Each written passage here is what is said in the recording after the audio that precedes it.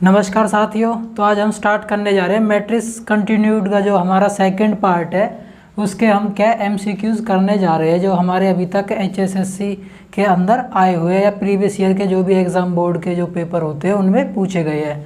तो देखिए इसमें जो हम पढ़ने वाले हैं आज वो है मैट्रिसेस कंटिन्यूड। इसमें हम क्या है होमोजीनस इक्वेशन के बारे में पढ़ेंगे।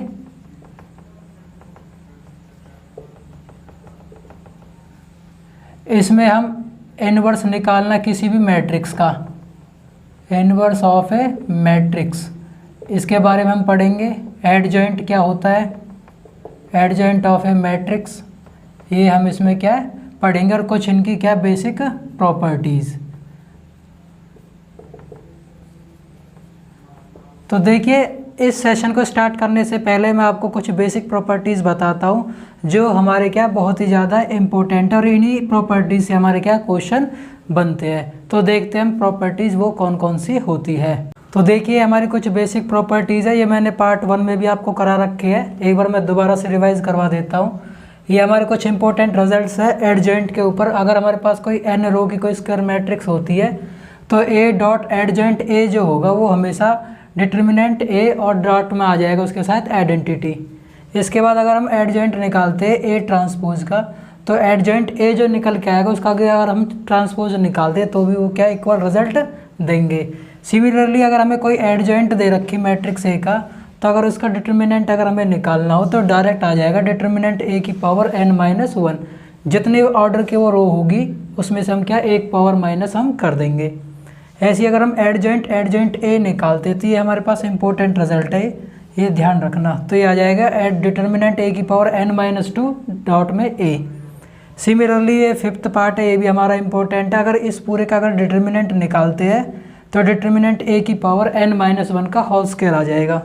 ये एडजॉइंट a भी अगर हमारे पास है तो ये एडजॉइंट b और एडजॉइंट a ये दोनों का क्या डॉट प्रोडक्ट निकल कर आ जाएगा। सिमिलरली अगर हम इनवर्स ऑफ ए मैट्रिक्स के केस में जाते हैं प्रॉपर्टीज़ की तो a इज़ इन्वर्टिबल। इन्वर्टी का मतलब क्या है, a इनवर्स एग्जिस्ट करेगा अगर उसका डिटर्मिनेंट a की वैल्यू क्या हो हमारे पास 0 के इक्वल नहीं आती है। तो ये नॉट इक्वल टू 0 आना चाहिए तभी वो मैट्रिक्स क्या होगी इन्वर्टिबल होगी। इट मीन्स उसका इनवर्स है जो एग्जिस्ट करेगा। अगर a इनवर्स है तो इसको हम डायरेक्ट दूसरे तरीके से भी निकाल सकते हैं। 1 में डिटर्मिनेंट a की वैल्यू निकाल कर एडजॉइंट को मल्टीप्लाई कर भी हम क्या है इनवर्स हम निकाल लेंगे। इन सभी प्रॉपर्टीज़ के एग्जांपल अभी थोड़ी देर बाद मैं आपको कराते हुए चलूँगा, तब इन सारी प्रॉपर्टीज़ का हम क्या यूज़ देखते हुए चलेंगे। a इनवर्स इक्वल टू क्या 1 में डिटर्मिनेंट भी हम वैल्यू लिख सकते हैं। a और b अगर स्क्वायर मैट्रिक्स अगर उनका हम इनवर्स निकालते हैं तो वो इक्वल होगा b इनवर्स a इनवर्स के प्रोडक्ट के इक्वल। कुछ कांस्टेंट a के साथ अगर मल्टीप्लाई में आता है और पूरे का इन्वर्स आपसे पूछे तो वैल्यू हो जाएगी 1/k और a का इन्वर्स। a ट्रांसपोज का अगर हम इन्वर्स निकालें तो a इन्वर्स का ट्रांसपोज निकाल दे तो भी ये क्या होंगे इक्वल रिजल्ट देंगे। अब यहाँ पर देखिए ये जो वाला था इसमें क्या था b इन्वर्स a b, तो ये b इन्वर्स और b मिलके तो बना देगा i और ये साथ में a आ जाएगा। i और a का अगर हम क्या निकाल दें सबका डिटर्मिनेंट, तो i की a के साथ जब वैल्यू बनती है तो डिटर्मिनेंट a की क्या आ जाएगा इक्वल निकल कर आ जाएगा। तो ये ध्यान रखना। ऐसी अगर हम b इन्वर्स की आइडेंटिटी के साथ करेंगे तो ये b इन्वर्स की क्या है वैल्यू देगा। अगर हम a और a इन्वर्स लेते हैं या फिर b और b इन्वर्स लेते हैं तो ये वापस हमें क्या देगा आइडेंटिटी की वैल्यू देगा। किसकी देगा भैया आइडेंटिटी की वैल्यू। दोनों ही केस में ये i a होगा ये i b होगा। हम a मान रहे तो ये a होगा, b है तो यहाँ पर b होगा। ठीक है, तो इस तरीके से आप ये ध्यान रखोगे। अगर हम i a के साथ गुना करते हैं तो ये क्या बन जाएगा हमारे पास a बन जाएगा। तो ये वैल्यूज़ आपको क्या ध्यान रखने इस तरीके से। अब देखते हैं इनके बेस्ड पर हम क्वेश्चन किस तरीके से करेंगे।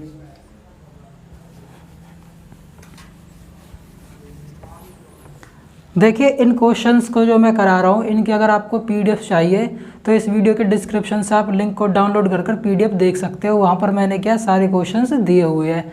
तो देखिए इसमें जो पहला क्वेश्चन है हमारे पास वो हमें दे रखा है एडजॉइंट ऑफ ए मैट्रिक्स।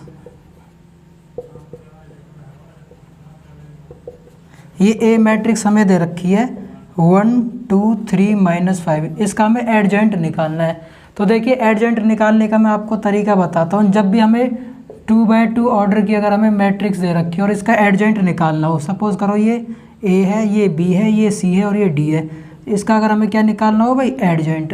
तो एडजेंट निकालने का सबसे आसान तरीका क्या है, ए और डी को तो आपस में इंटरचेंज कर दो, ये डी आ जाएगा और यहाँ पर ए।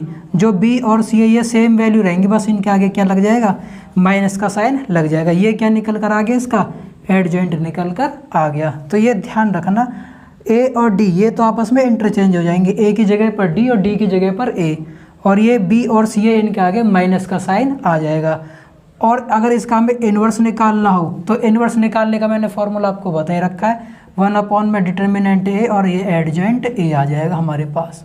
तो यहाँ से हम इसका क्या इन्वर्स निकाल लेंगे। अब देखिए क्वेश्चन हमें दे रखा था ये डिटर्मिनेंट की, ये सॉरी मैट्रिक्स की वैल्यू दे रखी है, तो कह रहा है इसमें एडजेंट बताओ।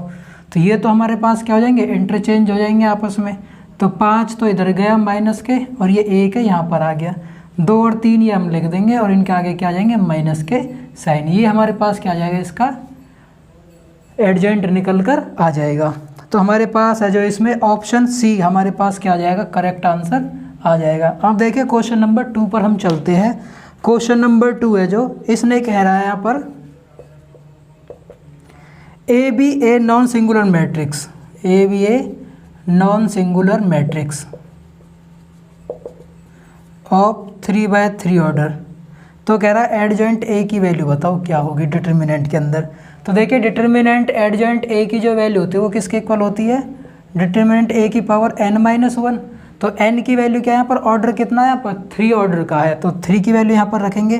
तो डिटर्मिनेंट ए में 3-1 इक्वल टू आ जाएगा डिटर्मिनेंट ए की पावर 3-1 करेंगे तो ये 2, और यही क्या होगा, इसका आंसर निकल कर आ जाएगा, जो कि हमें ऑप्शन बी में दे रखा है। तो इस तरीके से हम क्या प्रॉपर्टीज़ का यूज़ करते हुए चलेंगे। इसलिए मैंने ये क्या प्रॉपर्टीज़ यहाँ पर रफ नहीं किया, आप लोगों को क्या समझ में आते हुए चले। अब देखते हैं next question number 3।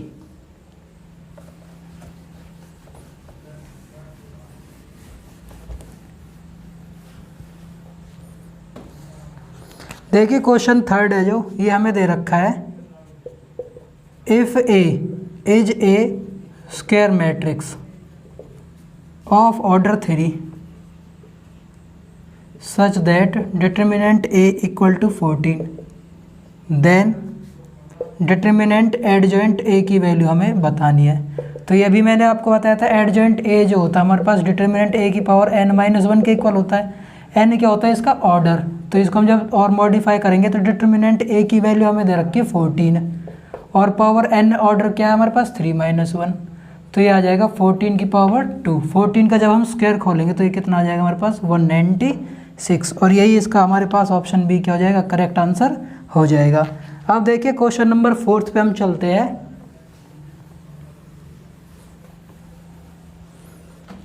Question number 4 है जो ये हमें सेम दे रखा है, एक स्क्वायर मैट्रिक्स है of order 3 such that determinant जो वैल्यू हमें दे रखी है एडजेंट ए की वैल्यू वो दे रखी है 64। तो कह रहा है डिटर्मिनेंट ए इक्वल टू क्या होगा। अब देखिए एडजेंट ए की वैल्यू हमें दी हुई है, ये वाला क्वेश्चन। तो आपसे पूछ रहा है डिटर्मिनेंट की वैल्यू क्या है। तो सेम कंसेप्ट हम यूज़ करेंगे यहाँ पर प्रॉपर्टी नंबर 3 का, कि जो एडजेंट ए होता है ये इक्वल टू होता है डिटर्मिनेंट ए की पावर n-1। एडजेंट ए की वैल्यू हमें दे रखी है 64, डिटर्मिनेंट ए हमें पता नहीं है, ऑर्डर कितना 3-1 तो 2, ये इधर जाएगा तो डिटर्मिनेंट ए की वैल्यू आ जाएगी 64 पे अंडर रूट लग जाएगा, जो वैल्यू देगा +-8। ये हमारे पास आंसर आ जाएगा ऑप्शन बी। अब देखिए next question number 5। Question number 5 था जो सेम है, इसी में ए और बी नॉन सिंगुलर मैट्रिक्स दे रखी है। तो कह रहा है एडजेंट ए बी की जो वैल्यू होगी इनके बीच में रिलेशन क्या है। तो प्रॉपर्टी नंबर 6 को हम देख लेंगे डायरेक्ट। तो इसमें ऑप्शन आ जाएगा हमारे पास एडजेंट बी डॉट एडजेंट ए। तो ये हमारे पास क्या डायरेक्ट यूज़ हो जाएगा, जो कि हमें ऑप्शन ए में दिया हुआ है।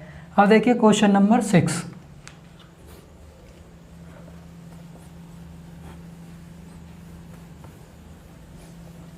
देखिए क्वेश्चन 6 जो हमें दे रखा है वो दिया हुआ है, इफ़ ए दे रखा हमें ए बी सी और डी देन ए डॉट एडजेंट ए, इसकी वैल्यू हमें क्या फाइंड आउट करनी है, ये क्या होगा।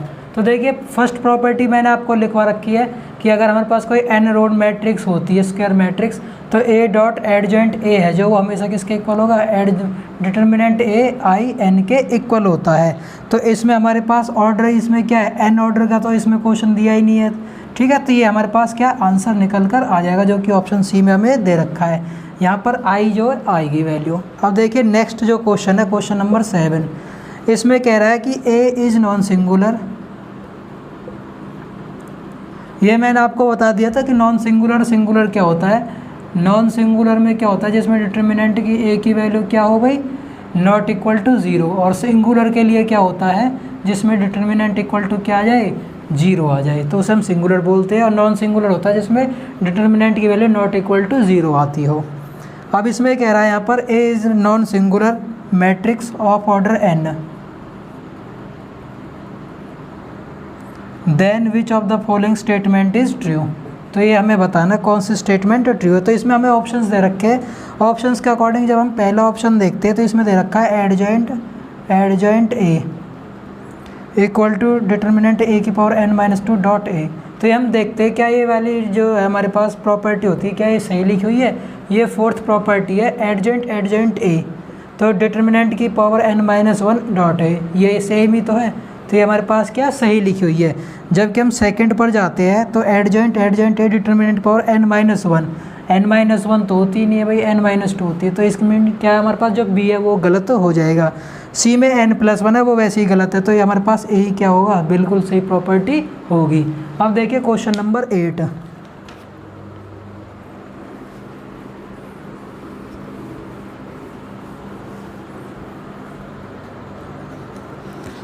क्वेश्चन नंबर 8 है जो वो हमें दे रखा है A is non singular matrix of order n, then following statement क्या है, इनमें से कौन सी एक ट्रू स्टेटमेंट है। तो पहला ऑप्शन हमें दे रखा है यहाँ पर एडजेंट A डिटर्मिनेंट की जो वैल्यू है डिटर्मिनेंट A की पावर n होती है। बी ऑप्शन दे रखा है एडजेंट A है जो वो इक्वल टू होता है डिटर्मिनेंट a की पावर n+1। सी ऑप्शन हमें दे रखा है एडजेंट a का determinant equal to determinant a की पावर n-1। डी इनमें से कोई नहीं, नन। तो हम प्रॉपर्टी देखते हैं, एडजेंट a का डिटर्मिनेंट होता है डिटर्मिनेंट की पावर n-1 होती है, जो कि हमें ऑप्शन सी में दे रखा है। बाकी के क्या है, गलत प्रॉपर्टी यूज़ कर रखी है। तो हमारे पास ऑप्शन सी क्या हो जाएगा, करेक्ट आंसर हो जाएगा। अब देखिए क्वेश्चन नंबर 9,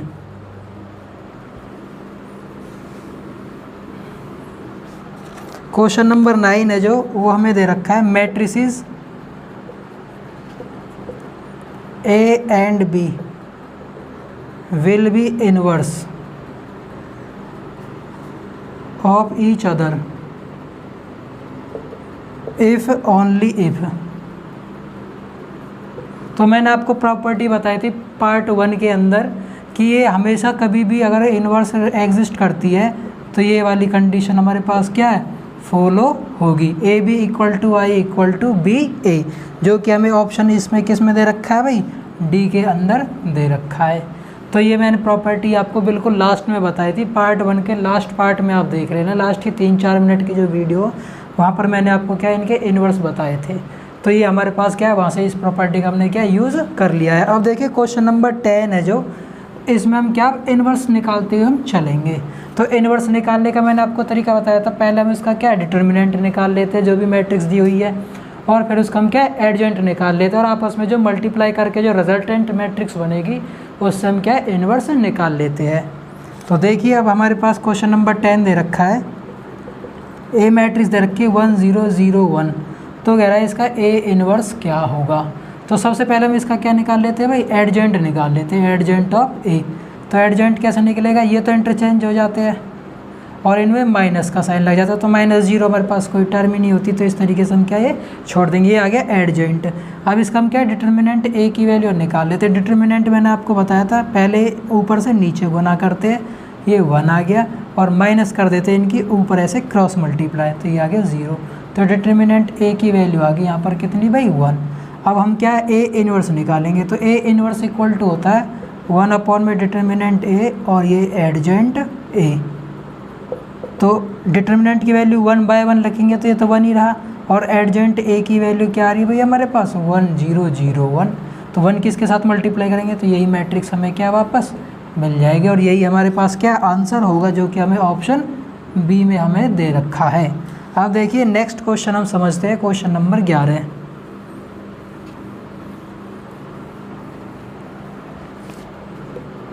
क्वेश्चन 11 हमें दे रखा है a is a square matrix such that a square equal to I, then a inverse क्या होगा। अभी मैंने आपको बताया था हमें क्या ए इनवर्स निकालना है, तो ए स्क्वायर को मैं क्या लिख सकता हूँ भाई, ए डॉट ए लिख सकता हूँ कि ये क्या बनेगा ए स्क्वायर ही बनेगा। तो ये हमें इक्वल टू दिया हुआ किसके आई के। अब मैं क्या दोनों तरफ ए इनवर्स से मल्टीप्लाई कर देता हूँ, दोनों तरफ हमने क्या कर दिया ए इनवर्स से मल्टीप्लाई। ये ए और ए इनवर्स आपस में क्या बना देंगे आई। मैंने अभी आपको यहाँ पर थोड़ी देर पहले प्रॉपर्टीज़ बताई थी इस सेशन के बिल्कुल स्टार्टिंग में, यहाँ पर 7 ये पॉइंट लिखने के बाद मैंने आपको बताया था। तो ये आ गया आई ए, और आई की ए इनवर्स के साथ बनेगा तो ये ए इनवर्स। आई की जब ए से मल्टीप्लाई होगी तो ये ए आ जाएगा और इधर आ जाएगा ये ए इनवर्स। क्वेश्चन में पूछा था ये ए इनवर्स की वैल्यू क्या है, तो ए इनवर्स की वैल्यू किसके इक्वल आ रही है भाई हमारे पास ए के इक्वल आ रही है, जो कि हमें ऑप्शन सी में दिया हुआ है। तो ये हमारे पास क्या हो जाएगा करेक्ट आंसर आ जाएगा। अब देखिए नेक्स्ट क्वेश्चन नंबर हम क्या 12 पर चलते हैं।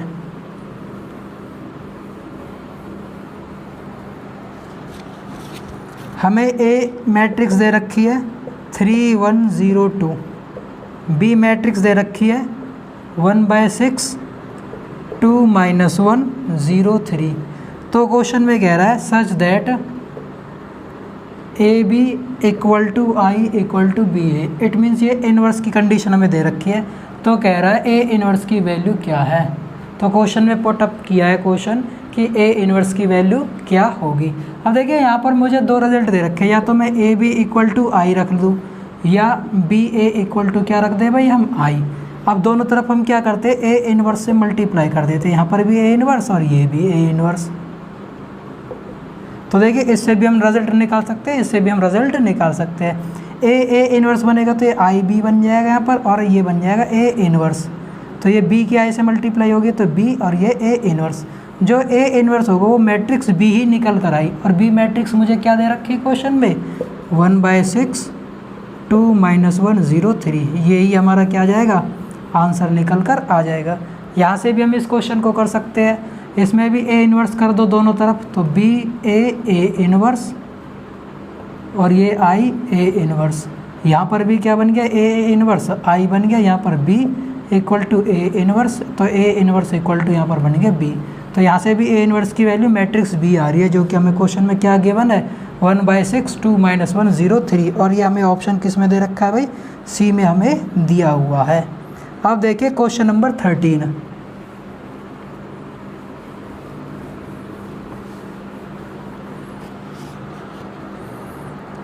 If A and B are 2 invertible matrix. Invertible का मतलब मैंने बता रखा है जिसमें determinant A not equal to 0 हो, तो ए क्या होगा इन्वर्टिबल होगा। इट मीन्स उसका ए इनवर्स क्या एग्जिस्ट करेगा। Are invertible matrices then A B का इन्वर्स क्या होगा। तो ये प्रॉपर्टी नंबर हमारे पास कौन सी भाई 4 यूज़ हो रही है। तो ए बी इन्वर्स किसके इक्वल होता है बी इन्वर्स ए इन्वर्स के क्या है इक्विवेलेंट आ जाएगी, जो कि हमें ऑप्शन सी हमें दिया हुआ है। नेक्स्ट क्वेश्चन नंबर 14 देखिए। क्वेश्चन नंबर 14 है, इसमें कह रहा है कि ए हमारे पास क्या है इन्वर्टिबल मैट्रिक्स है,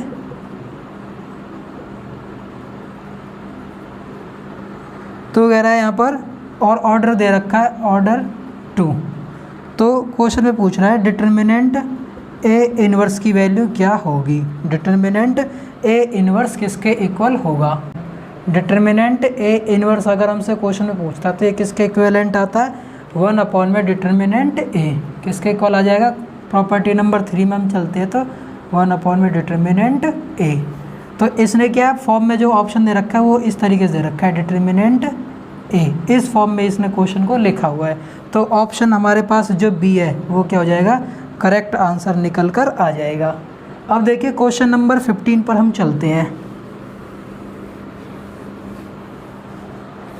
क्वेश्चन नंबर 15 है जो A5 if equal to identity हमें दे रखी है देन A इनवर्स। जो ये A इनवर्स वाले क्वेश्चन है बहुत ज़्यादा इंपॉर्टेंट है, ये बस होता है इनमें बेसिक कंसेप्ट है, बस आपको क्या ये देखते हुए चलने हैं, बस थोड़ा सा कुछ नहीं है इसमें। जब भी आपको A इनवर्स निकालना हो तो दोनों तरफ लेफ्ट साइड और राइट साइड दोनों में क्या है A इनवर्स हमें निकालना, तो A इनवर्स से ही क्या कर दो मल्टीप्लाई कर दो। तो देखिए A5 को हम क्या लिख सकते हैं भाई A4 डॉट A5 बन गया, और इसके साथ हम A इनवर्स लिख देंगे, और ये I हमें दे रखा है और ये A इनवर्स लिख देंगे क्योंकि हमें A इनवर्स निकालना है। I की A इनवर्स से साथ मल्टीप्लाई करेंगे तो ये A इनवर्स बन गया, A इनवर्स A के साथ मल्टीप्लाई होगा तो ये I बन जाएगा आइडेंटिटी जो होगी, और ये A की पावर 4। I के साथ जो भी मल्टीपल में मैट्रिक्स होती है वो क्या है सेम आती है, तो ये वैल्यू हो जाएगी A की 4 और इधर आ गया A इनवर्स।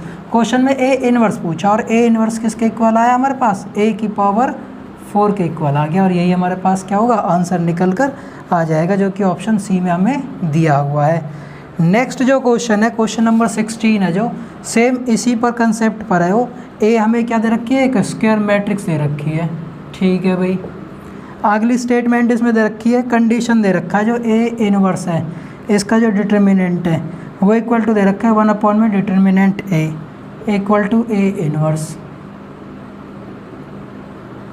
तो ये कह रहा है यहाँ पर क्या होगा, तो ये मैंने कंडीशन आपको लिखवाई थी कि एन रोड स्क्वायर मैट्रिक्स होती है, और किसके टाइप के लिए होती है नॉन सिंगुलर के लिए होती है। जिसका भी इनवर्स अगर निकलता है तो इनवर्स कब एग्जिस्ट करेगा, और अगर वो क्या हो इन्वर्टिबल हो, इट मीन्स क्या हो वो नॉन सिंगुलर मैट्रिक्स हो। कैसी हो भाई ये नॉन सिंगुलर मैट्रिक्स हो। तो इसमें कौन सा ऑप्शन हमें दे रखा है यहाँ पर ऑप्शन बी हमारे पास क्या हो जाएगा करेक्ट आंसर हो जाएगा, A इनवर्स तभी एग्जिस्ट करेगा। अब देखिए क्वेश्चन नंबर 17 की तरफ हम चलते हैं।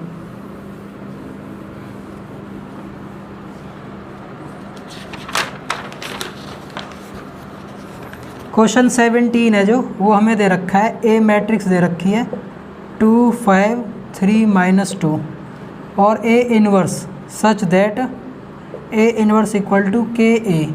तो कह रहा है what is the value of K, value of K हमें क्या है फाइंड आउट करनी है। तो देखिए A इनवर्स हम पहले इसका निकाल लेते हैं। A इनवर्स हम कैसे निकालते हैं, पहले इसकी डिटर्मिनेंट A की वैल्यू निकालेंगे।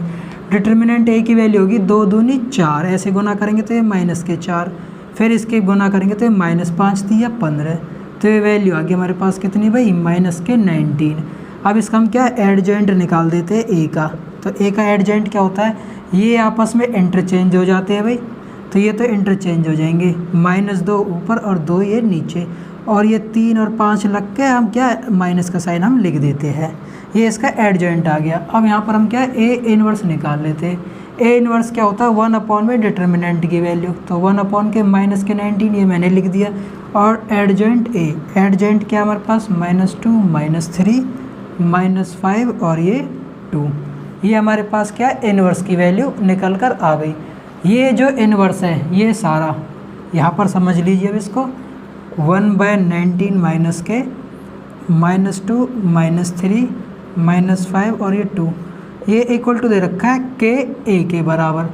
A हमें जो दे रखा है A मैट्रिक्स वो क्या है हमारे पास 2 3 5 -2। अब मैं थोड़ा ध्यान से देखूँ 2 3 5 -2, अगर इसमें से मैं माइनस कॉमन ले लेता हूँ तो ये मैट्रिक्स मुझे मिलेगी भाई। यहाँ से ये माइनस हट गया, ये वाला हट गया और ये वाला हट गया, तो ये माइनस मैंने बाहर लिया तो ये प्लस बन गया, ये पॉजिटिव थी ये वैल्यू क्या हो गई नेगेटिव हो गई। अब ये वैल्यू और ये वैल्यू मैंने कंपेयर की सेम हो गई यहाँ पर, तो ऑन कंपेयरिंग जो K की वैल्यू निकल कर आई मेरे पास वो क्या है पॉजिटिव के 1/19, और यही हमारे पास क्या आ जाएगा आंसर निकल कर आ जाएगा, जो कि हमें ऑप्शन A में हमें दे रखा है। बिल्कुल आसानी से आपको करते हुए चलना है, कोई जल्दबाजी नहीं दिखानी, कभी -19 पर वैल्यू क्या टिक कर जाओ, बहुत ही आराम से समझ के करना है इनके टाइप के क्वेश्चंस को। अब देखिए क्वेश्चन नंबर 18 हम करते हैं। क्वेश्चन 18 है जो हमें दे रखा है A is square matrix and A square plus में I minus I equal to null matrix के है। तो कह रहा है यहाँ पर A इनवर्स की वैल्यू बताओ। अब देखिए मैंने आपको बता रखा है जब भी ए इनवर्स आपसे पूछे तो आप क्या ए इनवर्स के लेफ्ट साइड और राइट साइड में क्या है मल्टीप्लाई कर दो। तो पहले हम इक्वेशन लिख देते हैं ए स्क्वायर प्लस के ए माइनस आई इक्वल टू 0। अब हम क्या ए इनवर्स से मल्टीप्लाई कर देते हैं बोथ साइड। तो इसको ए स्क्वायर को हम क्या लिख देंगे ए डॉट ए, और ए इनवर्स इसके साथ में मल्टीप्लाई होगा और ए इनवर्स इसके साथ भी मल्टीप्लाई हो जाएगा, और यहाँ पर माइनस में आई था और इसके साथ भी ए इनवर्स मल्टीप्लाई हो जाएगा। जीरो नल मैट्रिक्स की ए इनवर्स के साथ करेंगे तो ये हमारे पास जीरो मैट्रिक्स ही बनेगी, नल मैट्रिक्स जिसको हम बोलेंगे। आई ए इनवर्स क्या बन जाएगा ए इनवर्स बन जाएगा, ये आई बन के ए बन जाएगा, ये वैल्यू क्या बनेगी हमारे पास आइडेंटिटी बनेगी, और माइनस में ए इनवर्स है ही है। तो अब यहाँ पर देखिए मेरे पास क्या है ए आई जो वैल्यू होगी ये किसके इक्विवेलेंट होगी ए के, प्लस में आइडेंटिटी, ये वैल्यू मैं इधर जाके ले जाऊंगा तो ये क्या पॉजिटिव क्या बन जाएगी ए इनवर्स बन जाएगी। तो जो ए इनवर्स की वैल्यू मुझे क्वेश्चन में पूछी तो वो किसके इक्वल आ रही है ए प्लस आई के इक्वल आ रही है, और ए प्लस आई हमें कौन सा ऑप्शन दिया हुआ है पहला ही ऑप्शन हमें गिवन है। तो यही हमारा क्या हो जाएगा आंसर निकल कर आ जाएगा। देखिए मैंने करा क्या था ए स्क्वायर को ए डॉट ए में तोड़ लिया, ए को मैंने एज इट इज़ रखा और आई को मैंने एज इट इज़, ठीक है। ये नल मैट्रिक्स थे, नल मैट्रिक्स को मैंने 0 मान रखा है, इसमें क्वेश्चन में गिवन है। ए इनवर्स से मैंने हर एक टर्म को मल्टीप्लाई कर दिया, कुछ फ़र्क नहीं पड़ा दोनों साइड पर। तो जो ये ए इनवर्स ए था ये आई बन गया, साथ में ये ए आ गया, ए इनवर्स आई आइडेंटिटी बन जाएगी। आई ए इनवर्स की जब भी हम मल्टीप्लाई करते हैं आई के साथ तो वही नंबर हमारे पास क्या वही मैट्रिक्स हमें मिलती है। तो यहाँ पर ये नेगेटिव में थी, इधर ले गया मैं पॉजिटिव बन गई, आई ए बन गया और आई की आई आ गया यहाँ पर। तो इस तरीके से हमारे पास क्या सॉल्व निकल कर आ गया। अब देखिए नेक्स्ट क्वेश्चन हम करते हैं, क्वेश्चन नंबर हमारे पास है 19। अब क्वेश्चन नंबर 19 है ए ट्रांसपोज का इनवर्स एंड ए इनवर्स, इनके बीच में रिलेशनशिप क्या होती है ये आपको बतानी है। तो मैंने देखिए क्वेश्चन आपको यहाँ पर लिखवाया हुआ है ए ट्रांसपोज का इनवर्स इक्वल टू होती है ए इनवर्स के साथ क्या रिलेशन बनाता है भाई ट्रांसपोज बनाता है इनवर्स। तो यहाँ पर हमारे पास कौन सा ऑप्शन आ जाएगा ऑप्शन सी हमारे पास क्या करेक्ट आंसर होगा। ए ट्रांसपोज का inverse equal to A inverse का ट्रांसपोज होता है। तो ये हमारे पास ऑप्शन सी क्या है करेक्ट रिलेशनशिप शो कर रहा है। अब देखिए next question number 20। Question number 20 है जो वो हमें दे रखा है द वैल्यू ऑफ के, हमें फाइंड आउट करनी क्या होगी, और मैट्रिक्स दे रखी है हमें के 2 3 और 4 has no inverse. It means ये जो मैट्रिक्स होगी ये कैसी होगी सिंगुलर मैट्रिक्स होगी। कैसी होगी भाई ये मैट्रिक्स जो होगी सिंगुलर मैट्रिक्स होगी। और सिंगुलर मैट्रिक्स का मतलब क्या होता है जो मैट्रिक्स ए है उसका डिटर्मिनेंट हमेशा किसके इक्वल होता है भाई 0 के इक्वल होता है। तो इसके हम डिटर्मिनेंट वैल्यू निकाल लेते हैं। तो 4 की के साथ गुना करी तो ये आ गया 4k माइनस 6 इक्वल टू क्या रख देंगे 0। तो 4k इक्वल टू ये पॉजिटिव 6 बन जाएगा। तो यहाँ से हम k की वैल्यू निकालते हैं तो 6 ये 4 इसका डिवाइड में चला जाएगा 2 3 जा 6 2 2 जा 4। तो k की वैल्यू कितनी आ गई हमारे पास 3/2 निकल कर आ जाएगी जो कि ऑप्शन ए में हमें क्या भाई दिया हुआ है। तो इस तरीके से हम क्या निकाल लेंगे। बस ये छोटी छोटी सी बातें होती है प्रॉपर्टी है जो, इसलिए मैंने यहाँ पर लिखी हुई है अभी तक। ये आपको इनका क्या यूज़ करते हुए चलना है, बस पता होना चाहिए। नो इनवर्स का मतलब क्या है कि वो सिंगुलर मैट्रिक्स होती है।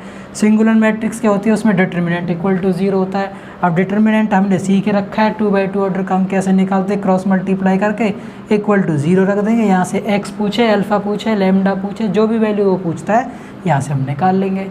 तो मैं उम्मीद करता हूँ कि अभी तक आप लोगों को ये अच्छी तरीके से समझ में आ रहे होंगे। अब नेक्स्ट क्वेश्चन नंबर 21 है। इसको करने से पहले हमारे पास क्या है सिस्टम ऑफ इक्वेशंस, हमारे पास एक टॉपिक होता है इसी में सिस्टम ऑफ इक्वेशन, जो मैंने आपको स्टार्टिंग में बताया था कि होमोजीनस इक्वेशन क्या होता है, ट्रिवियल सॉल्यूशन क्या होता है, नॉन ट्रिवियल सॉल्यूशन क्या होते हैं, यूनिक सॉल्यूशन क्या होगा, नो सॉल्यूशन के लिए क्या कंडीशन होगी, इनफाइनाइट सॉल्यूशन के लिए क्या कंडीशंस होगी। तो उनके बारे में हम क्या बेसिक प्रॉपर्टीज़ पढ़ते हैं, देन हम क्या इन क्वेश्चंस को हम स्टार्ट करेंगे। तो देखिए किस तरीके से वो प्रॉपर्टीज़ हमारे पास होती है। तो देखिए जो हमने पढ़ी थी अभी लीनियर इक्वेशंस के बारे में, जो सिस्टम होता है वो किस तरीके से हम करते हैं।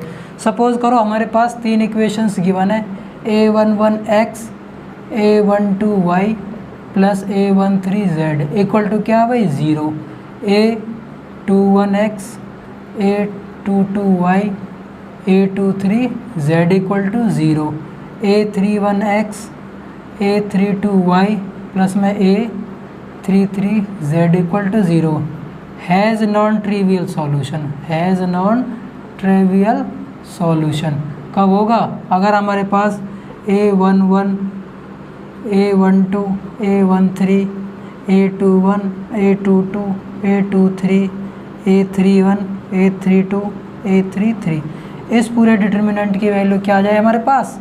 0 आ जाए। तो उस कंडीशन में जो इक्वेशन होंगी वो सॉल्यूशन देंगी, वो क्या होंगी? नॉन ट्रिवियल सॉल्यूशन देंगी। ठीक है, तो इस तरीके से आपको ये ध्यान रखना। A11 क्या? x पहली इक्वेशन का कोफिशिएंट, A12 y पहली इक्वेशन का कोफिशिएंट, z का कोफिशिएंट पहली इक्वेशन में जो दे रखा है। तो इस तरीके से हम क्या इनको अरेंज करते हुए चलेंगे। अगर हमारे पास इस तरीके से अगर जीरो वैल्यू अगर यहाँ पर इक्वल नहीं दे रखे हैं तो इन दैट केस अगर हमारे पास ये क्या है 0 0 अगर नहीं दे रखे हैं तो in that case system has trivial solution. Trivial solution का मतलब क्या है? Zero solution. क्या होगा उसका? जीरो सॉल्यूशन होगा। तो ये आपको ध्यान रखना है। ये तो हमारे पास क्या था? पहला केस था। अगर हम चलते हैं सेकंड केस में, अगर हमारे पास ये सेम इक्वेशन हो तीन ही और ये इक्वल टू 0 ना देके ये क्या हमारे पास B1 B2 B3 ये क्या है? कुछ कांस्टेंट वैल्यूज़ आ जाती है अलग अलग तरीके की। ठीक है, यहाँ पर सपोज करो 3 आ गया, यहाँ पर 5 माइनस क्या आ गया, यहाँ पर -6 आ गया, 7 आ गया, जो भी वैल्यूज़ है। तो उस केस में जो हमारे पास जो सॉल्यूशन होंगे तो यहाँ पर सबसे पहले हम जो ए मैट्रिक्स लिखेंगे वो लिख देंगे A11 A12 ये ही हम लिख देंगे। यहाँ पर मैं कह सकता हूँ इसको, ये मैट्रिक्स हम क्या यहाँ पर बना लेंगे। और जो यहाँ पर जो AX इक्वल टू क्या माना जाएगा? B। और जो ये B मैट्रिक्स है, ये B मैट्रिक्स हम यहाँ से बना लेंगे B1 B2 और B3 के अकॉर्डिंग। और जो ये X मैट्रिक्स है इसके जो एलिमेंट होंगे वो हमारे पास क्या होंगे यहाँ पर? X Y Z, क्योंकि हमें इन्हीं X Y Z की क्या है वैल्यू निकालनी होती है। तो इस तरीके से आपको ये ध्यान रखना है। ये हमारे पास सेकंड कंडीशन थी। बात आती है थर्ड कंडीशन की। देखिए जो पॉइंट नंबर थर्ड है इसमें ये हमारा क्या बहुत ही ज़्यादा इम्पोर्टेंट है, ये आपको ध्यान रखना। अगर जो हमने अभी तक जो सिस्टम माने थे, जो अभी A11 A12 A13, अगर उस तरीके से हमारे पास तीन इक्वेशन आती तो उसमें यूनिक सॉल्यूशन के लिए कंडीशन क्या होगी? डिटर्मिनेंट ए है जो वो नॉन सिंगुलर होना चाहिए। ए इनवर्स तभी एग्जिस्ट करेगा अगर वो क्या नॉन सिंगुलर। इट मीन्स जो उसकी डिटर्मिनेंट की वैल्यू है वो नॉट इक्वल 0 आनी चाहिए। और उस कंडीशन में जो एक्स वाई जेड की वैल्यू होंगी वो किसके द्वारा गिवन होंगी? A inverse B. अभी मैं आपको बताऊंगा एग्जांपल के थ्रू लेके कि हम किस तरीके से इनकी वैल्यूज़ निकालते हैं। सेकंड कंडीशन हमारे पास आती है नो सॉल्यूशन। नो सॉल्यूशन में क्या होता है? अगर हमारे पास जो मैट्रिक्स गिवन है वो अगर सिंगुलर होती है, इट मीन्स उसकी डिटर्मिनेंट की वैल्यू क्या आ जाए? 0 आ जाए। या फिर दूसरी कंडीशन ये भी हो सकती है एडजॉइंट ए को जब हम बी से गुना करते हैं तो वो नॉट इक्वल टू क्या हो? 0 हो। इनफाइनाइटली मैनी सॉल्यूशंस के लिए हमारे पास कंडीशन क्या होती है कि डिटर्मिनेंट ए है जो उसकी वैल्यू 0 आ जाए, या डिटर्मिनेंट ए और बी की जब हम मल्टीप्लाई करते हैं तो इक्वल टू होनी चाहिए किसके भाई? 0 के। तो देखिए जो क्वेश्चन नंबर 21 से आगे के जो क्वेश्चन है, जो अभी तक मैंने आपको 3 प्रॉपर्टीज़ आपको बताई थी पहले पार्ट में कि अगर हमारे पास इक्वल टू 0 आ जाते हैं नॉन ट्रिवियल सॉल्यूशन के लिए, ट्रिवियल सॉल्यूशन में क्या हो जाता है? ओनली एक ही सॉल्यूशन होता है 0। सेकंड कंडीशन में हमारे पास अगर कुछ कांस्टेंट वैल्यूज़ आ जाती है इक्वल टू में तो वहाँ पर हम क्या है एक्स की वैल्यू ए इनवर्स बी के थ्रू हम निकालते हैं वहाँ पर। और थर्ड कंडीशन में हमें सिस्टम्स दे रखे हैं कि यूनिक सॉल्यूशन कब होगा, नो सॉल्यूशन के लिए क्या कंडीशन होंगी, और इनफाइनाइटली मैनी सॉल्यूशन के अंदर क्या होगा। तो देखिए अब क्वेश्चन नंबर 21 हम स्टार्ट करते हैं।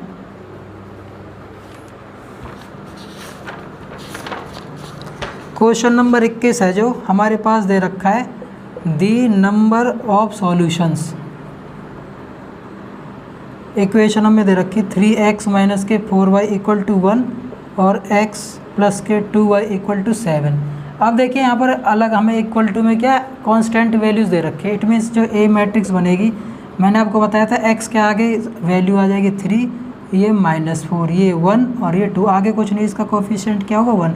ये ए मैट्रिक्स आ गई। बी मैट्रिक्स क्या हमारे पास 1 और 7, और जो हम एक्स मैट्रिक्स मान लेंगे वो मान लेंगे एक्स और वाई। इनकी वैल्यूज़ तो भाई हमें फाइंड आउट करनी है। तो क्वेश्चन में देखो हमें जो दे रखा है क्वेश्चन के ऑप्शन के अकॉर्डिंग हम चलते हैं। यूनिक सॉल्यूशन है, 2 सॉल्यूशन है, इनफाइनाइट सॉल्यूशंस है, या फिर हमारे पास नो सॉल्यूशन है। तो यूनिक सॉल्यूशन के लिए हमारे पास कंडीशन होती है कि डिटर्मिनेंट ए की जो वैल्यू वो 0 के इक्वल नहीं होनी चाहिए। तो सबसे पहले हम डिटर्मिनेंट ए निकाल के चेक करते हैं क्या ये इक्वल टू 0 आ रहा है या नहीं आ रहा है। तो इसकी डिटर्मिनेंट वैल्यू निकाले 3 2 जा 6 माइनस, और ये माइनस हमें दे रखा तो प्लस के क्या हो जाएगा 4, तो इक्वल टू कितना आ गया 10। 6 + 4 = 10 not equal to 0। It means जो ए इनवर्स है वो क्या करेगा एग्जिस्ट करेगा, और जो सॉल्यूशन होगा इसका वो सॉल्यूशन भी कैसा होगा यूनिक होगा। यहाँ पर कंडीशन आ गई तो हमें पूरा सॉल्व तो इसको करना नहीं है कि एक्स वाई की वैल्यू क्या होंगी, तो यहाँ तक हम करके इसको क्या छोड़ देंगे। अगर आपसे इसमें क्या इनवर्स भी पूछता तो हम क्या एडजेंट निकाल के और ए डिटर्मिनेंट की वैल्यू हमने निकाल लिए, इसके हम कर सकते थे। या फिर ये हम फॉर्मूला भी यूज़ कर सकते हैं X equal to A inverse B. A inverse हम एडजेंट के थ्रू निकाल देते हैं और बी के साथ मल्टीप्लाई करके एक्स वाई की वैल्यू हम क्या निकाल लेंगे।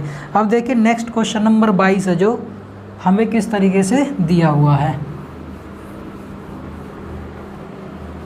क्वेश्चन नंबर 22 है जो ये दे रखा है हमें, सिस्टम ऑफ लीनियर इक्वेशन दे रखी है a x b y equal to 0 c x plus k d y equal to 0 has non trivial solution, has non trivial solution. ये प्रॉपर्टी फर्स्ट थी। तो मैंने आपको क्या बताया था नॉन ट्रिवियल सॉल्यूशन में क्या है, हमारे पास डिटर्मिनेंट की पूरे की वैल्यू क्या आ रही है भाई हमारे पास इक्वल टू 0 था। बिल्कुल मैंने कैपिटल लेटर्स में आपको बताया था पूरा लिख के।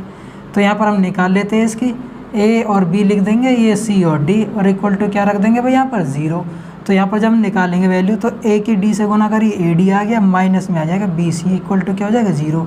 ये कब होगा जब इसकी क्या नॉन ट्रिवियल सॉल्यूशन है, कंडीशन होगी। अगर ये पूछता कि ट्रिवियल सॉल्यूशन है तो जब उस केस में क्या उसके ओनली ए की सॉल्यूशन होता है, वो क्या होता है 0 सॉल्यूशन निकल कर आ जाता।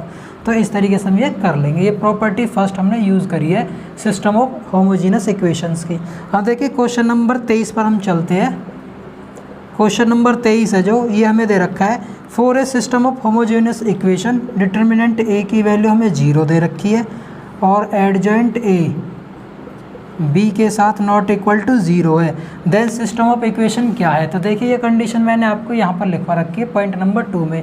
डिटर्मिनेंट ए की वैल्यू 0 और adjoint A B not equal to 0 है। तो उस केस में इक्वेशन के क्या होंगे भाई यहाँ पर नो सॉल्यूशन होंगे। तो हमारे पास नो सॉल्यूशन होगा जो कि ऑप्शन ए में हमें दिया हुआ है। सेम हम क्या 24th क्वेश्चन पे चलते हैं हम।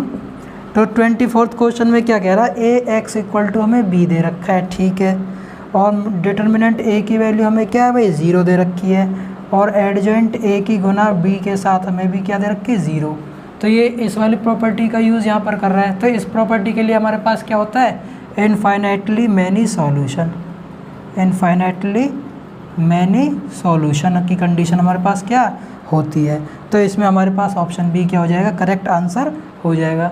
तो ये मैंने जो एनसीईआरटी के जो हमारे अभी तक क्या है रिपीटेड क्वेश्चंस थे वो मैंने आपको करा दिए। अब देखिए मैंने आपको अलग से इसी वीडियो के डिस्क्रिप्शन में मैंने आपको क्या अलग से एक पीडीएफ प्रोवाइड करा रखी है। वहाँ पर जब आप डाउनलोड करके देखोगे तो 1 से लेकर 10 तक उसमें शायद क्वेश्चन लिखे हुए, उनके सॉल्यूशंस हम क्या किस तरीके से करेंगे उनके सॉल्यूशन हम देखते हैं 1 बाय 1। तो देखिए हमें पहला क्वेश्चन है जो वो क्या दे रखा है if x plus a plus b plus c equal to 0 then हमें इसकी वैल्यू बतानी क्या होगी।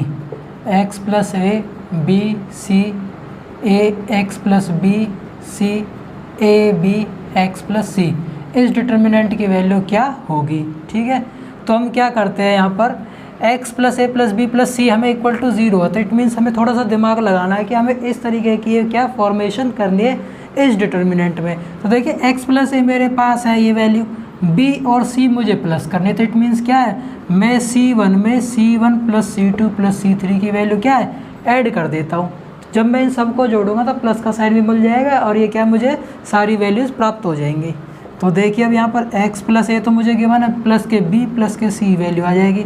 यहाँ पर a मुझे दे रखा है x प्लस बी प्लस सी, यहाँ पर a प्लस बी ये प्लस में x प्लस सी, यहाँ पर वैल्यू मुझे b x प्लस बी और ये b। मैंने खाली c1 कॉलम फर्स्ट में किया है, बाकी के एलिमेंट्स क्या एज इट इज़ आ जाएंगे, ये c और x प्लस सी।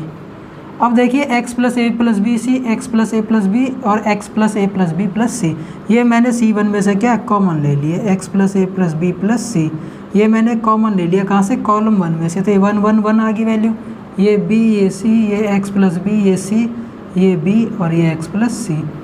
अब देखिए ये इस पूरे की वैल्यू है जो मेरे पास, वो क्वेश्चन में क्या दे रखी है, 0। अब मैंने यहाँ पे 0 इस डिटर्मिनेंट की मैं कुछ भी वैल्यू निकालता हूँ, चाहे वो एक्स वाई जेड कुछ भी आए, लेकिन लास्ट में तो मुझे 0 से ही गुना करनी पड़ेगी।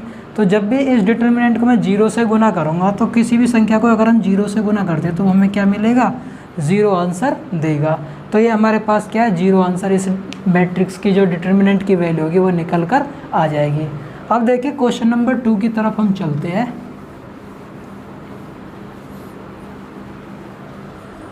क्वेश्चन सेकंड हमें दे रखा है, ए मैट्रिक्स हमें दी हुई है अल्फ़ा बीटा गामा और लैम्डा। तो क्वेश्चन में कह रहा है यहाँ पर एडजॉइंट ए हमें निकालना है, एडजॉइंट ए की वैल्यू क्या होगी ये हमें फाइंड आउट। तो एडजॉइंट मैंने आपको बता रखा है क्या होता है, इनके जो एलिमेंट होते हैं इनको हम क्या चेंज कर लेते हैं। तो लैम्डा यहाँ पर चला जाएगा और अल्फ़ा यहाँ पर आ जाएगा, बीटा और गामा हम यहाँ पर रहने देते हैं, बस माइनस के साइन हम इनमें लगा देते हैं। ये हमारे पास क्या निकल कर आ गया, इसका एडजॉइंट निकल कर आ जाएगा, जो कि हमें ऑप्शन बी के अंदर इसमें दिया हुआ है। अब देखिए क्वेश्चन नंबर 3 पर हम चलते हैं। हमें मैट्रिक्स दे रखी है 0 -1 लैम्डा 1 0 -3 एंड -2 3 0। तो यहाँ पर क्वेश्चन में पूछा हुआ आपसे is a singular matrix,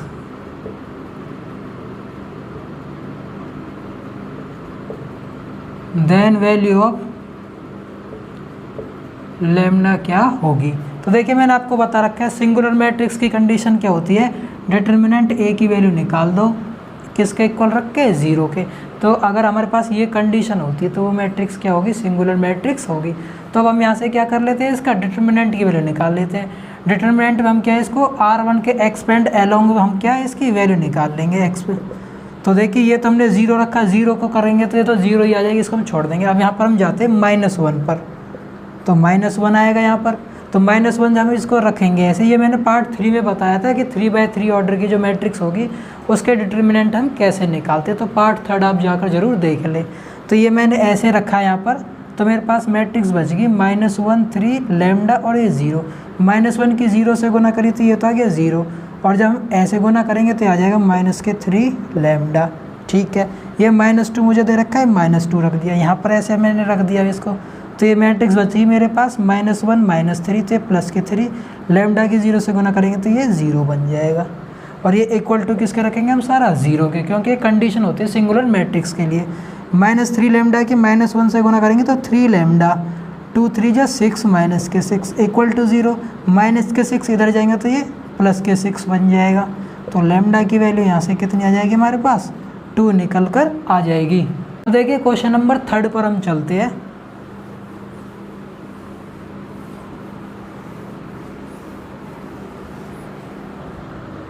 question 4 है जो हमें वो दे रखा है, क्वेश्चन 3 मैंने करवा दिया, 4 है cos theta sine theta cos theta 0 0 1 0 0। इस तरीके से हमें मैट्रिक्स गिवन है, is a singular matrix, is a singular matrix, then value of theta. तो थीटा का मान क्या होगा।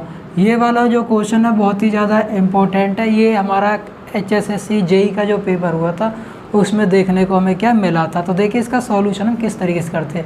सेम पिछले क्वेश्चन नंबर 3 की कंडीशन इसमें है कि सिंगुलर मैट्रिक्स है, इट मीन्स इसमें डिटर्मिनेंट ए की जो वैल्यू होगी वो किसके इक्वल होगी भाई, 0 के। तो डिटर्मिनेंट की वैल्यू हम इसमें निकाल देते हैं। तो यहाँ से हमने कॉस थीटा लिया, तो कॉस थीटा जब हम ऐसे लेंगे तो ये कॉस थीटा -0, तो ये कॉस थीटा आ जाएगा। माइनस के साइन थीटा लिया, साइन थीटा ये हमने लिखा, तो साइन की साइन से गुना होगी तो ये साइन थीटा, बाकी ये क्या बन जाएगा 0, और 0 के साथ हम करेंगे तो ये 0। तो ये कंडीशन आ गई हमारे पास, cos square theta minus sine square theta equal to ये 0 चलेगा ही, क्योंकि हम क्या निकाल रहे हैं डिटर्मिनेंट, और डिटर्मिनेंट ए इक्वल टू क्या होगा 0। तो यहाँ से कंडीशन बन गया हमारे पास कॉस स्क्वायर थीटा, ये माइनस इधर जाएगा तो साइन स्क्वायर थीटा। कंपेयर किया तो it means cos theta equal to क्या होगा, साइन थीटा होगा। और कॉस थीटा और साइन थीटा इक्वल कब होते हैं, जब थीटा का मान क्या होगा हमारे पास π/4 हो। इट मीन्स 45 डिग्री पर हमारे पास क्या है, इक्वल होते हैं। जब हम टेबल में देखते हैं साइन 45 की वैल्यू कितनी होती है, 1/√2, और कॉस 45 की भी वैल्यू कितनी होती है, 1/√2। तो दोनों कंडीशंस में वैल्यू क्या होती है, इक्वल होती है। तो इट मीन्स जो थीटा का मान होगा वो क्या होगा हमारे पास, π/4। हम देखिए क्वेश्चन नंबर 5 पर हम चलते हैं।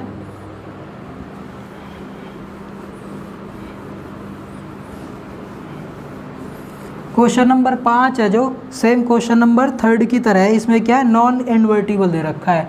नॉन इन्वर्टिबल का मतलब क्या है, यहाँ पर इसका इन्वर्स एग्जिस्ट नहीं करता है। इन्वर्स एग्जिस्ट नहीं करता है, इट मीन्स डिटर्मिनेंट की वैल्यू क्या होगी, 0 होगी। अगर क्या हो हमारे पास नॉन इन्वर्टिबल वर्ड अगर हमें देखने को मिलता है, इट मीन्स इसका जो इन्वर्स है वो क्या है, एग्जिस्ट नहीं करता है।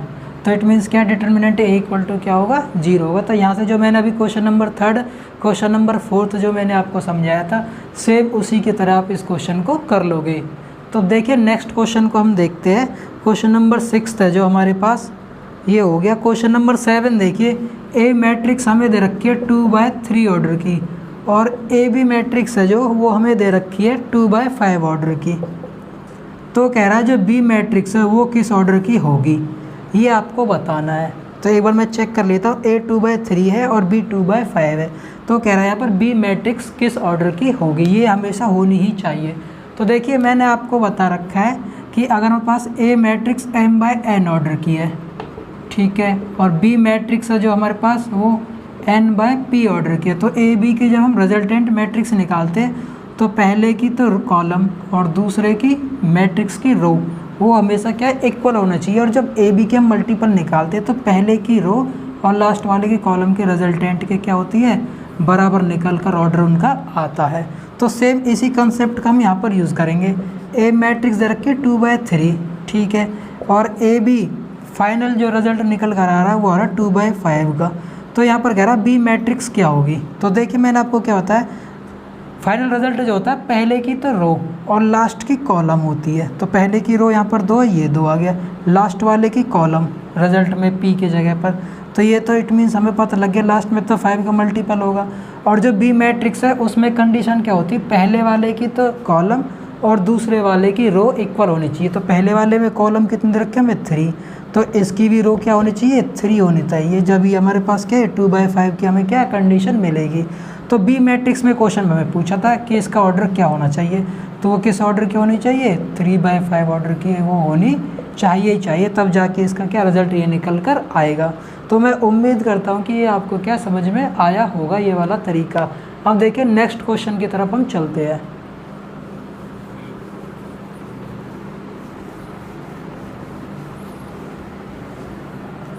देखिए नेक्स्ट क्वेश्चन है जो वो हमें दे रखा है, एक ए है जो हमारे पास वो क्या 3/3 ऑर्डर की मैट्रिक्स है, और वो कैसी है, नॉन सिंगुलर है।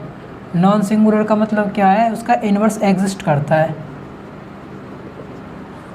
उसके बाद नेक्स्ट कंडीशन है इसमें, डिटर्मिनेंट ए इक्वल टू हमें क्या दिया हुआ है, 3 दिया हुआ है, देन 2a इन्वर्स क्या होगा, 2a इन्वर्स का डिटर्मिनेंट क्या होगा। ये वाला जो क्वेश्चन है हमारे HSSC क्लर्क के अंदर आए हुए हैं इस टाइप के क्वेश्चन, तो ये बहुत ही इंपॉर्टेंट टाइप है।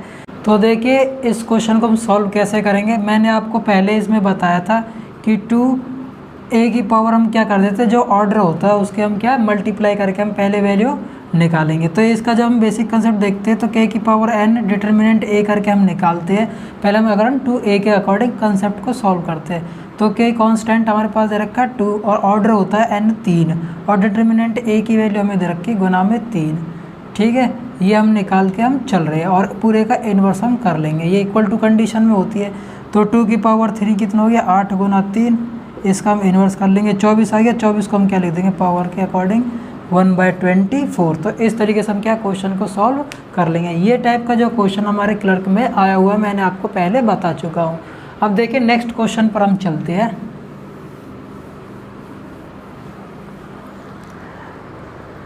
ये क्वेश्चन भी हमारा HSSC क्लर्क का ही है। यहाँ पर ये हमें दिया हुआ है ए मैट्रिक्स दे रखी है हमें 1 1 0 1 और n belongs to capital N, it means natural number पर है। तो ये कह रहा है ए एन मैट्रिक्स होगी वो क्या है। तो सबसे पहले देखिए नेचुरल नंबर क्या होता है। नेचुरल नंबर होता है हमारे पास प्राकृतिक संख्या है जो हमारे पास क्या है 1 से स्टार्ट होती है। तो ये आपको ध्यान होगा। अगर हम इनके ऑप्शंस देखते हैं इस मैट्रिक्स के, वो हमें दे रखा है 1 n 0 1। सेकेंड ऑप्शन हमें दिया हुआ है इसमें 1 n 0 -1। सी ऑप्शन हमें दिया हुआ है इसमें 1 0 n 1 और डी ऑप्शन हमें दिया हुआ है 1 1 0 n। तो देखिए हमारे पास यहाँ पर 1 1 है डायगनली, तो यहाँ पर भी 1 1 है, यहाँ पर भी 1 1 है और यहाँ पर भी हम ये मान सकते हैं क्योंकि n क्या नेचुरल नंबर है तो ये हो सकता है मे बी आंसर, ठीक है। और ये -1 है तो ये b तो हमारे पास पहले ही कट हो गया क्योंकि क्वेश्चन में हमें 1 1 दे रखा है। अब बात आती है इस n की। n क्या है एक प्राकृतिक संख्या, तो ये जो n है यहाँ पर हम 1 रख सकते हैं। तो देखिए यहाँ पर भी हम एक रख सकते हैं। यहाँ पर तो इन ऑप्शंस में b तो गलत है हमारे पास, यहाँ पर 0 आ गया, ये c ऑप्शन वैसे रिजेक्ट हो गया। और d ऑप्शन में देखो यहाँ पर भी क्या आ गया 0, यहाँ पर तो 1 दिया हुआ था तो ये ऑप्शन भी हमारे पास क्या रिजेक्ट हो गया। तो ऑप्शन ए हमारे पास क्या करेक्ट आंसर बच जाएगा और इस n की जगह पर हम क्या है नेचुरल नंबर हम रख सकते हैं। तो एक क्वेश्चन और है यहाँ पर क्या हमारे पास सेम क्वेश्चन रिपीटेड हुआ है हमारे पास जेई के अंदर। यहाँ पर 1 2 0 1 है, सेम कंडीशन पूछ ली तो ए एन क्या है और यहाँ पर ये सेम ही ऑप्शन हमको क्या गिवन थे, तो भी उस केस में क्या हो जाएगा यहाँ पर n ही माना जाएगा। तो मैं उम्मीद करता हूँ कि ये वाला जो टाइप है आपको समझ में आया होगा। अब देखिए हम चलते हैं नेक्स्ट क्वेश्चन की तरफ और हमारा लास्ट क्वेश्चन देखिए क्वेश्चन नंबर 10 है। इसमें हमें एडजॉइंट पूछा हुआ है। मैट्रिक्स हमें गिवन है 1 2 0 0 1 3 और 2 0 1 इस तरीके से। अब देखिए मैट्रिक्स को क्या आप जब एडजॉइंट निकालते हो तो एडजॉइंट के लिए पहले आपको क्या माइनर्स निकालने पड़ते हैं। माइनर्स के बाद आप क्या कोफैक्टर निकालोगे, कोफैक्टर निकालने के बाद उसका फिर क्या एडजॉइंट निकालते हो। तो काफ़ी लंबा प्रोसेस होता है।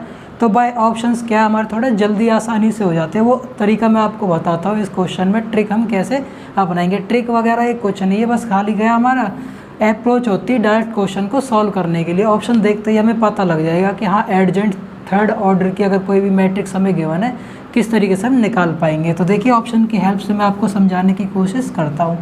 तो देखिए पहला जो ऑप्शन है वो हमें दिया हुआ है